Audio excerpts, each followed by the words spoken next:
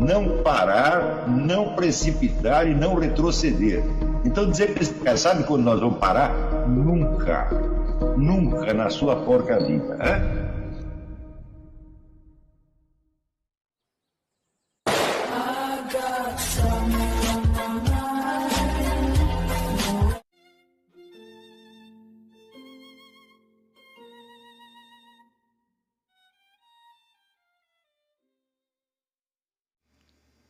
E aí pessoal, tranquilo? Então vem aqui antes do vídeo começar, pedir para vocês se inscreverem, quem não for inscrito, compartilhar, curtir, comentar. Quem puder seja membro do canal, que isso ajuda bastante. Tem também o link do Apoia-se. Quem puder ajudar nosso canal e apoiar financeiramente vai ser muito bem-vindo. Mas o mais importante é transmitir o conteúdo e os conhecimentos do professor Olavo de Carvalho para mais e mais brasileiros.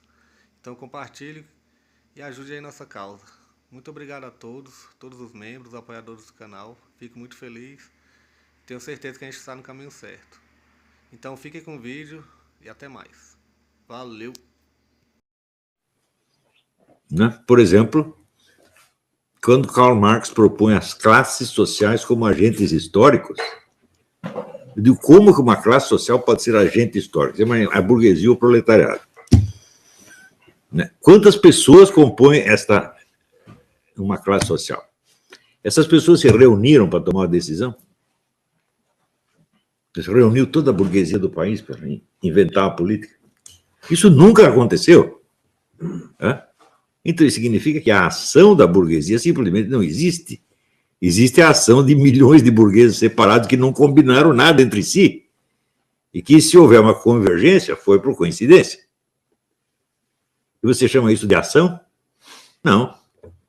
Isso é apenas uma somatória de coincidências. E o proletariado? Você acha que o proletariado tem tempo de parar de trabalhar e ficar se reunindo o tempo todo para investigar o que vai acontecer, o que nós vamos fazer? Pensa bem, da classe inteira dos proletários do país, quantos participam de reunião sindical? 0,5%? 0,2%? Isso é o máximo.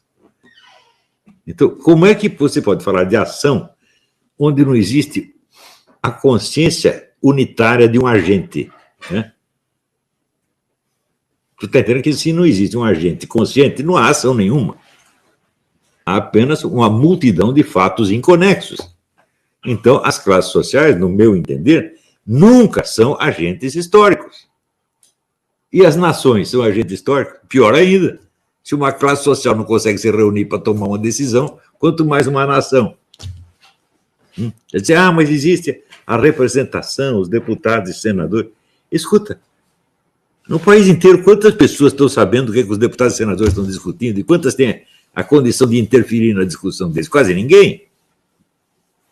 Então, as nações são aglomerados quantitativos com um baixíssimo fator de coesão. Então, aquilo que não tem unidade não existe como substância, só existe como um aglomerado quantitativo. Deu para entender? Então, por exemplo, se eu estou andando no meio do mato e entro no território de um urso, tem lá uma ursa com 2 filhos, a ursa percebe que eu estou lá, ela me ataca. Por quê? Porque a ursa é um ente substancial, ela tem uma percepção unificada do que está acontecendo, ela sabe que o que está entrando em risco são os filhos dela mesma e não os filhos da vizinha, não é isso? E ela reage porque ela é um agente. Não é um agente humano, mas é um agente. Agora, e se fosse uma coletividade de ursos? Acabou. Como é que pode haver uma ação coletiva entre os ursos? A capacidade de comunicação entre ursos é relativamente diminuída, mas eles não têm sequer o dom da fala para se comunicar. Então, o que eles podem comunicar uns aos outros é uma faixa mínima. Então, eles não podem ter uma ação comum. Vamos fazer aqui uma ação da comunidade de ursos. Não, isso nunca aconteceu. O que existe são milhares de ursos agindo independentemente e que produzem um resultado que nenhum deles sabe. Lembra que eu falei do Georg Jelinek ontem? Que o principal nas ciências sociais é você distinguir o que são processos causais deliberados e o que é a mera somatória de fatores heterogêneos que produzem casualmente um resultado. Isso quer dizer que esta coisa que está na primeira página de um dos grandes livros de ciência política, nenhum cientista político sabe até hoje. Eles não entenderam o que o homem está dizendo. O que ele está dizendo é o seguinte: classes sociais não são agentes, nações não são agentes. Né? Ser um agente implica uma unidade de consciência e, portanto, uma capacidade de resolução. Se não há isso, não há um agente e, portanto, não há uma ação. Há apenas processos temporais, vamos dizer, múltiplos, inconexos, que produzem um resultado. Dá para entender? Depois, quando você, verbalmente, você diz, olha, tal processo produziu tal resultado. Então, verbalmente você cria uma unidade, você transforma aquela comunidade num agente, no sujeito da frase. Está entendendo? Então, por exemplo, se você pegar, sei lá, a fuga, tem uma ameaça de guerra, o pessoal decide fugir. Cada um foge para um lado, e no fim o resultado é uma transformação social X. Você monta esta frase dizendo, a fuga provocou tal estado de coisas. Mas a fuga só é sujeito da frase. A fuga não é uma ação. São milhões de ações separadas e inconexas. Está entendendo? Então, como é que você pode fazer ciência social sem levar isso em conta? Me mostra um cientista social no Brasil, ou na Colômbia, ou na Venezuela, que entenda isso. Os caras simplesmente não entendem.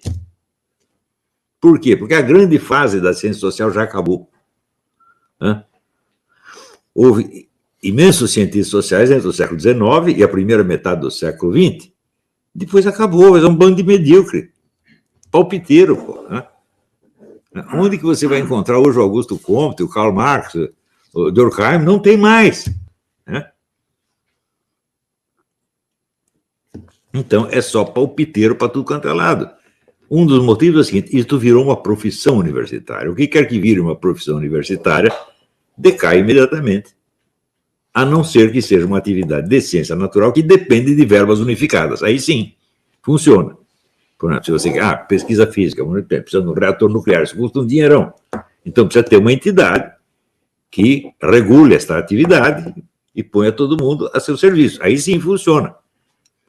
Mas e quando não é assim? Quando se trata de observar a vida humana em geral, com toda a sua abertura e variedade, isso significa que a transformação disso numa profissão universitária só vai servir para unificar o discurso. Todo mundo vai começar a falar na mesma linguagem e vai ter a impressão de que domina a realidade, quando está dominando apenas a linguagem. Quando você pega a produção sociológica da USP, todos os professores escrevem parecido. A linguagem é a mesma. E isso lhes dá a impressão que eles sabem do que estão falando. Só que quando você os coloca em testes, agora vamos prever o desenvolvimento de tal ou qual processo, todos erram. Então, eles estão confundindo a unidade da linguagem com a unidade da realidade. Então, isso é como criança, Quando a criança está aprendendo a falar, toda vez que ela consegue montar uma frase, ela acredita na frase. Porque o desafio de montar a frase foi uma coisa tão difícil, e ela venceu, então ela sente que ela está com segurança. O número de pessoas que no meio universitário, intelectual, jornalista, pensa assim é enorme. Tudo que eles conseguem montar na linguagem, eles acham que é verdadeiro. Ou seja, eles não têm noção correta da tensão dialética entre a linguagem e as coisas. Eles não têm essa noção. Então, agora, sem essa noção, como vamos fazer ciência política? Então, se nós entendemos que o número de depoimentos em ciência social, em ciência política especialmente, pode nos atrapalhar em vez de ajudar, porque o objeto se esfarela diante de nós pela multiplicidade das perspectivas. Então, o que nós temos que fazer? Buscar mais depoimentos? Isso vai resolver alguma coisa? Não vai resolver nada.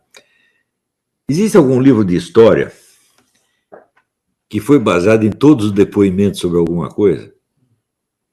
Nenhum.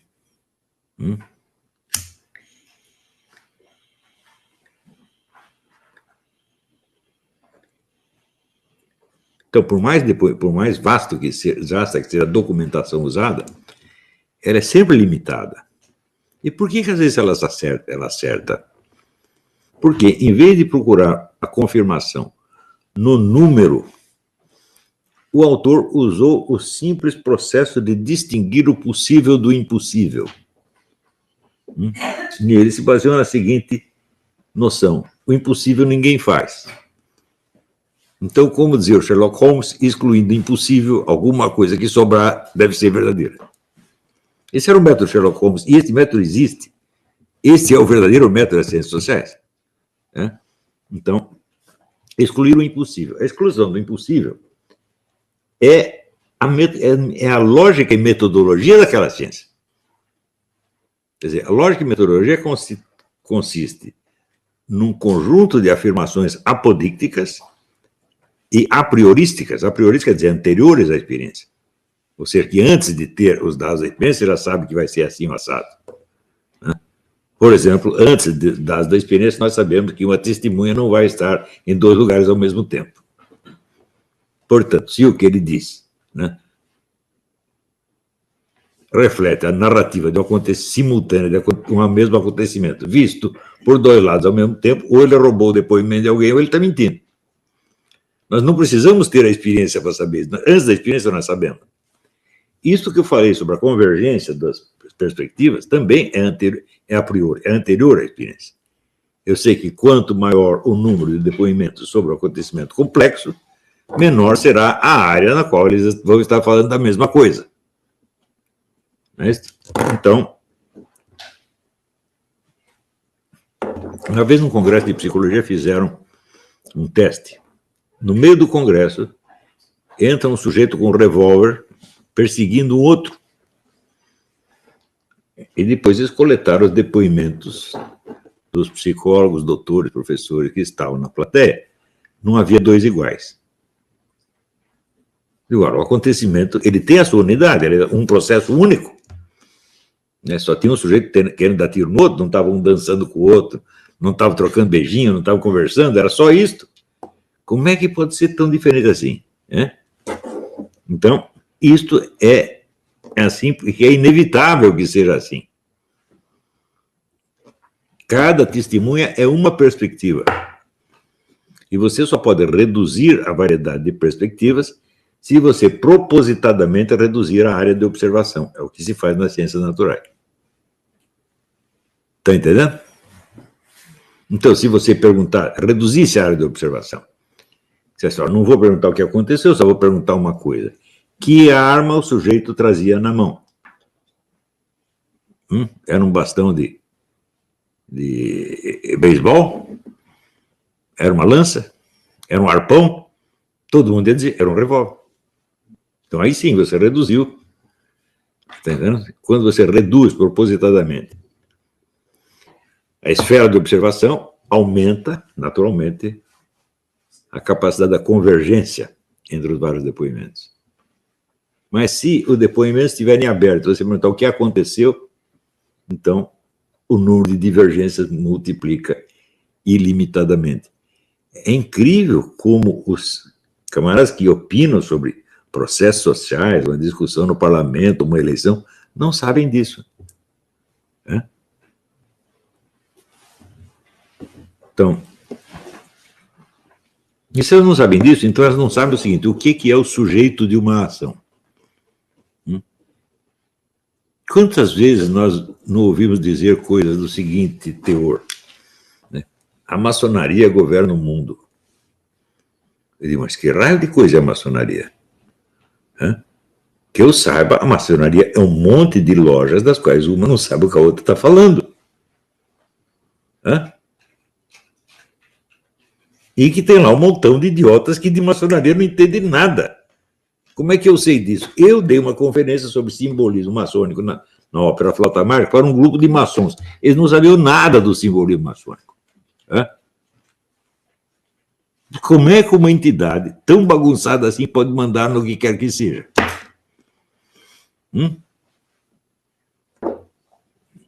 Tem muito cara, sobretudo na Igreja Católica, que acredita que a maçonaria tem esse poder. Digo, meu filho, a maçonaria não tem poder nem sobre ela mesma. A maçonaria é um saco de gato. Né? Então, quando você vê uma crise, a crise começa na maçonaria. Você vai estudar a história da Revolução Francesa. Quem ali era maçom? Todo mundo.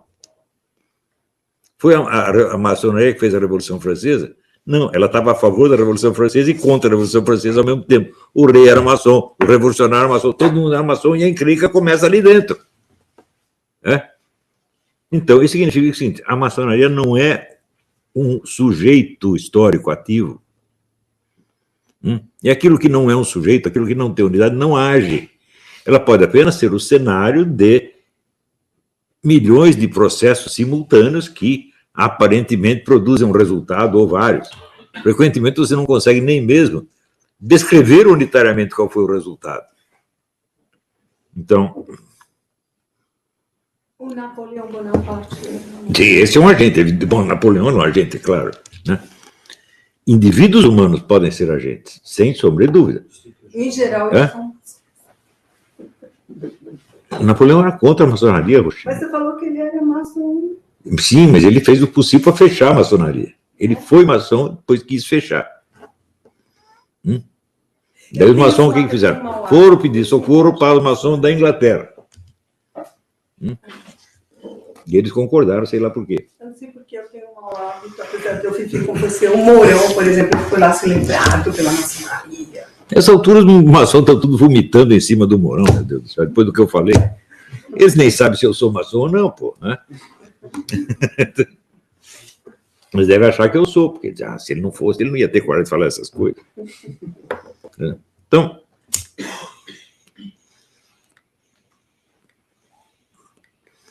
a maçonaria tem alguma capacidade de ação, mas num sentido restritivo. Por que é capacidade de ação? Porque ela tem um padrão de unidade que é mantido através dos ritos. Os ritos produzem uma certa uniformidade de conduta ao longo do tempo. Então, ritos são compromissos. Né? Então, até um certo ponto, isto permite que esta entidade desempenhe uma ação. Não é isso? Mas qual é exatamente essa ação? Por exemplo, no caso do Império, eles eram monarquistas ou eram republicanos? Metade era uma coisa, metade era outra. O que é certo é o seguinte, é que a discussão que houver lá dentro será importante para o resto. Isso elas conseguem. Então, eles estão agindo, eles estão, de certo modo, estão no centro dos acontecimentos. Não é isso? Mas eles estão no mesmo sentido que um casal que está trocando tapa, né? É o centro dos acontecimentos do quarteirão. É só isso. Eles não estão decidindo o que os outros vão fazer. Está entendendo? Eles estão apenas chamando a atenção sobre si mesmos. Não é isso? E... Você uma vez falou que a impressão de poder é poder. Eles têm um pouco... Isso, Napoleão. E sim, nesse sentido, a impressão de poder é um poder, sem sombra de dúvida. Mas se a impressão de poder fosse 100% enganosa, ela é até perigosa. Impressão, mais certo, Napoleão que disse isso, a impressão de poder é poder. Ele deveria ter dito, para ser mais exato, a impressão de poder amplia o poder, reforça o poder, mas ela não o constitui. Não é isso? Então,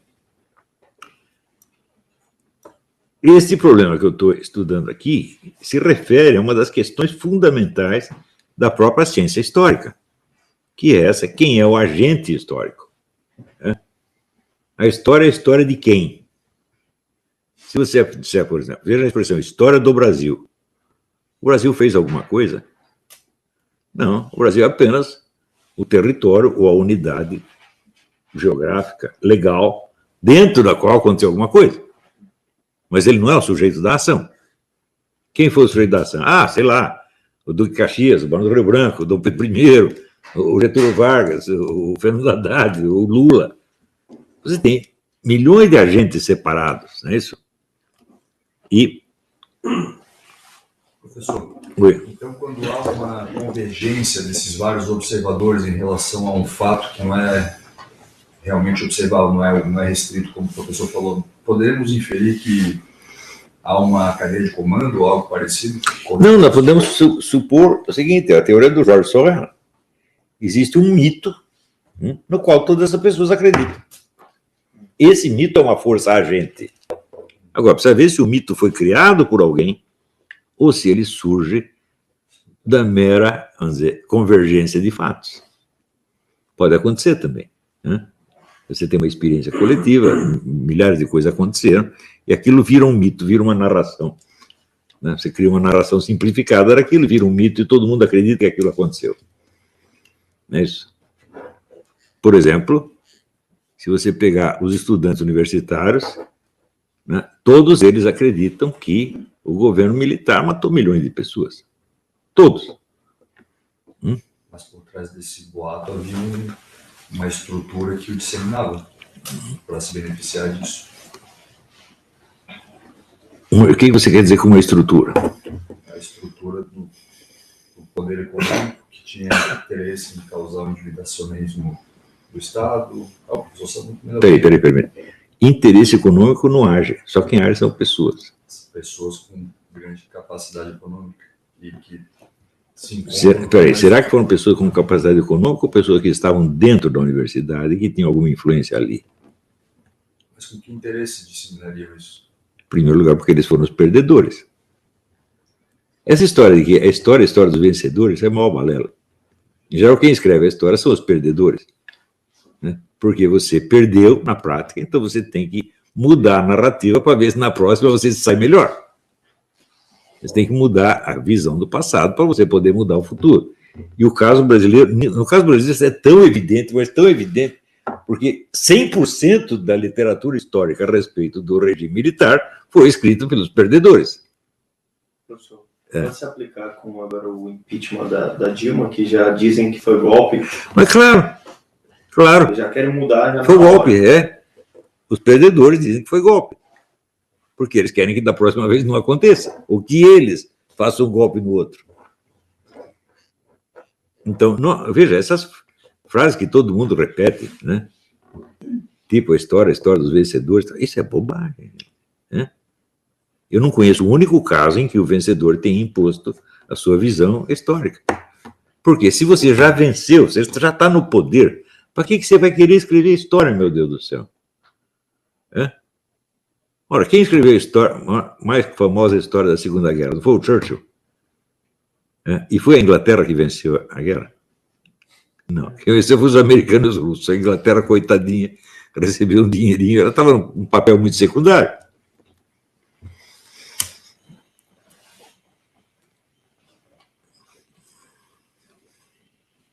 Então, veja, a relação entre o conhecedor humano, entre o sujeito cognoscente humano e os fatos, é uma coisa enormemente complicada. E se a gente perde de vista isso e se apega, vamos dizer, a frases feitas que nos dão uma impressão de que nós sabemos do que estamos falando, aí nós não vamos ter a ciência nunca na vida. Nós vamos ter mais um discurso ideológico idiota. Está entendendo? Então, o que é a ciência histórica, né? O famoso Leopold von Ranke, que foi praticamente o fundador da ciência histórica moderna, ele dizia, a história é contar as coisas como elas realmente aconteceram. Parece uma coisa muito simples, né? A fórmula parece até simplória, mas isso é verdade. Né? E como que as coisas realmente aconteceram?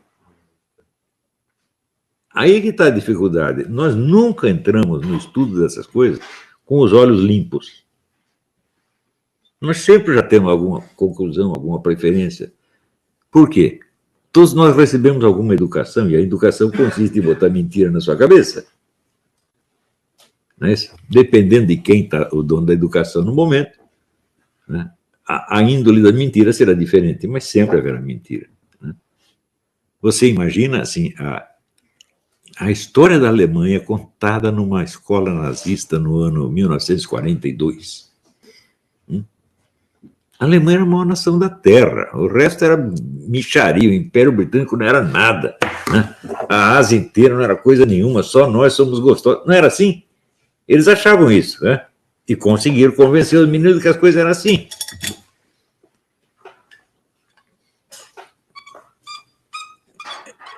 Veja,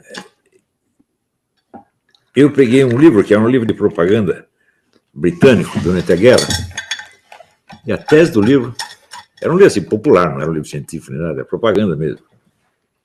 Era assim: os alemães sempre quiseram destruir a Inglaterra. Isso é 100% falso. O Hitler não queria destruir a Inglaterra. Ele nunca pensou nisso. Ele sempre achou que isso não seria necessário. Ele não era um grande inimigo da Inglaterra. Ele se tornou isso depois. Por quê? Porque os ingleses tomaram a iniciativa de fazer um bombardeio na população civil. Sabia disso? Os ingleses bombardearam Dresden, que era não era uma instalação militar, não era uma indústria, era uma cidade. E matou um monte de gente de Dresden. Falou, bom, aí eles praticamente forçaram o Hitler a querer bombardear a Inglaterra. Mas quem é que vai confessar isso aí? É muito feio se falar disso. Feio para os ingleses, evidentemente. Então, o número, vamos dizer, de mentiras consagradas pela propaganda oficial de qualquer governo, que acabam se incorporando na narrativa histórica, é enorme. E você consegue desfazer um número muito pequeno delas. Mas esse número pequeno é a parte científica que nós temos. Entendeu? Por exemplo, hoje, o que eu estou falando de Dresden, isso é uma certeza absoluta. É? Os ingleses bombardearam uma cidade inteira antes que os alemães tivessem feito a mesma coisa. Isso quer dizer que os alemães são bonzinhos? Não, eles devem ter ficado loucos. Pô, por que nós não fomos ter essa ideia antes? Por que nós deixamos eles ter a ideia? Né? Você falou uma vez que os ingleses foram os primeiros a bombardear a população civil. Sim, em Dresden. Agora, aí no caso nós podemos ter certeza que é uma questão de datas. O bombardeio de Dresden foi muito anterior ao bombardeio feito em Londres. Né? Então, se nós não podemos confiar no número de depoimentos, em que é que nós podemos confiar? Bom, nós temos que ver aqueles fatos e aquelas narrativas que não podem ter sido de outra maneira. Então, por exemplo, se um governante assinou um decreto tal dia, ele não pode dizer que ele não é responsável por aquilo. Né? Se você pega, por exemplo, as atas de uma discussão parlamentar, você sabe o que cada um disse, o que cada um propôs e qual foi a conclusão final. Né? Elas não precisam convergir, ao contrário, cada um diz uma coisa diferente. Não é isso? Mas você entende o processo todo.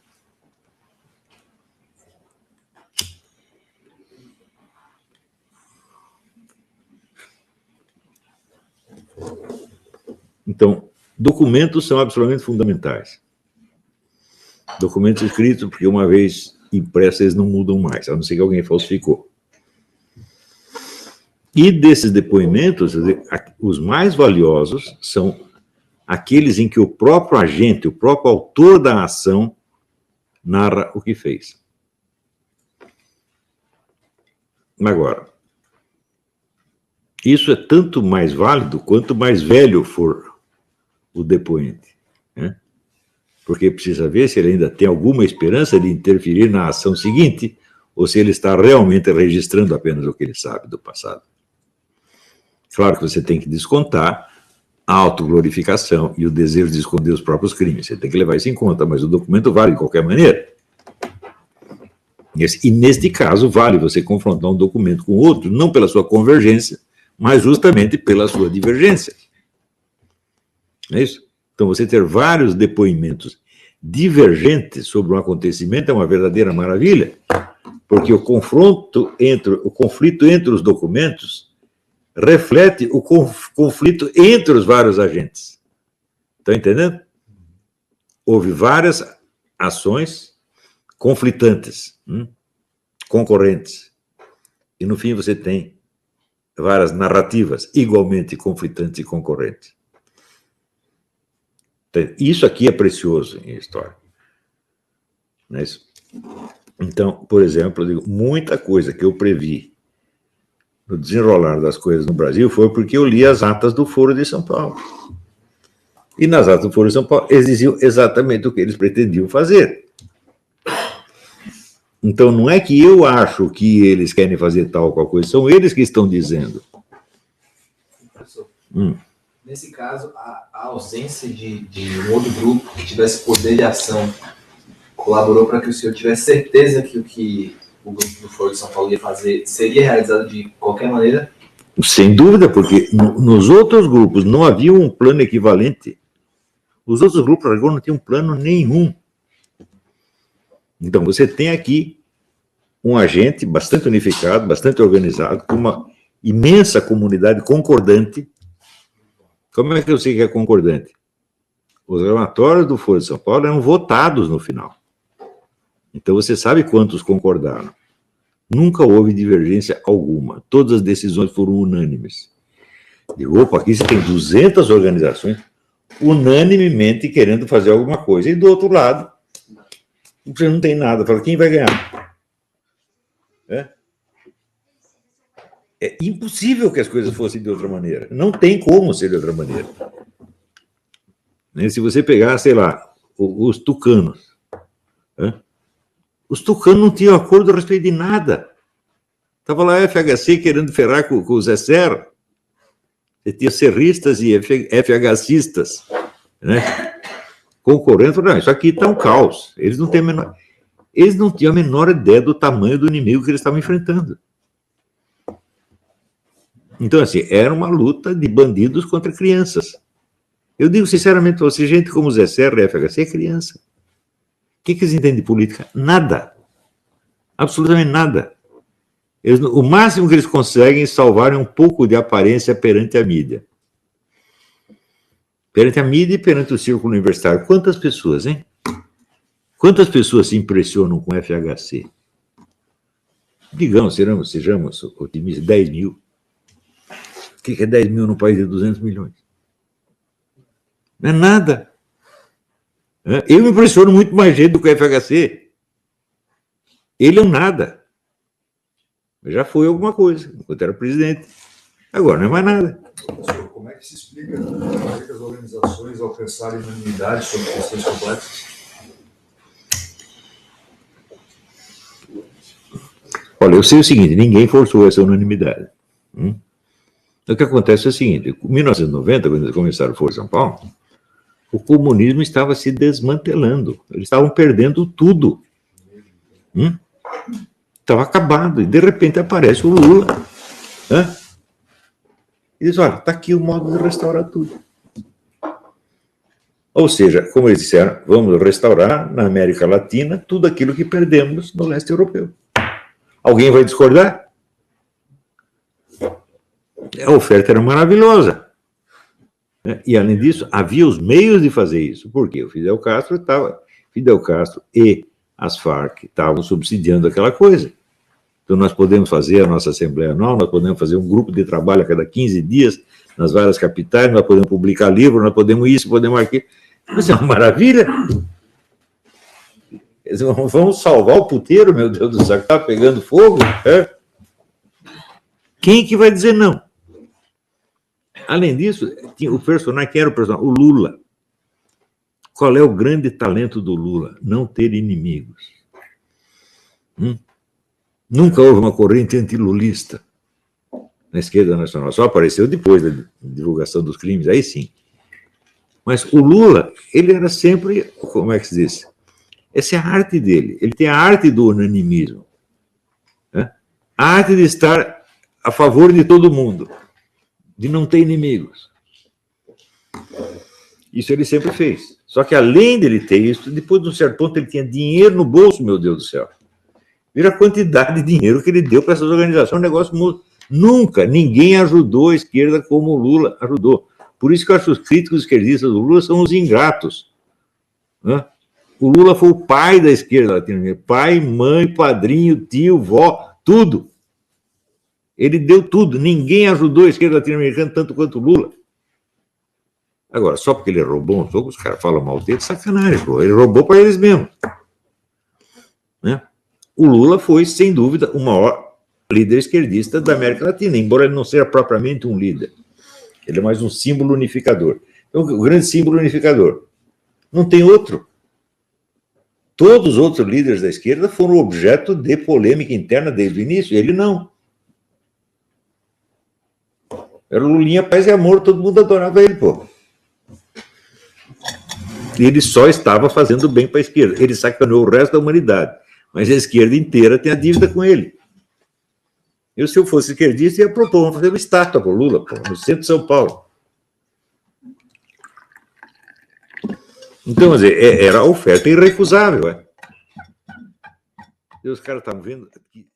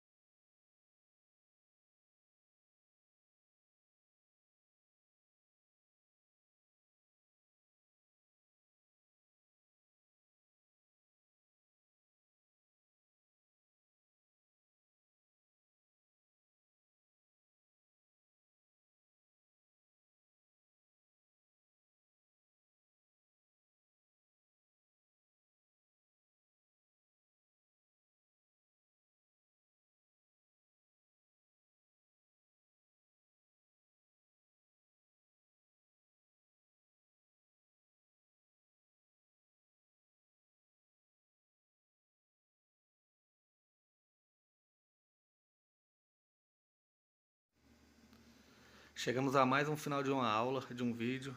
Espero que tenham gostado. Quem não se inscreveu ainda, se inscreva, compartilhe, comente. Ajude o nosso canal, apoie, seja membro.